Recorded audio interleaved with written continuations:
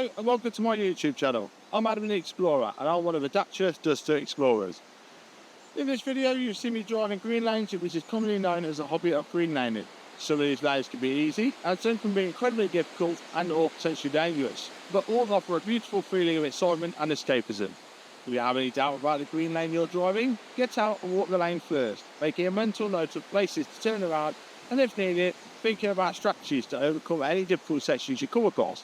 Because reversing after a failed attempt to get along the lane can be incredibly difficult and increases your risk of an accident or potential damage to your vehicle. I personally should know.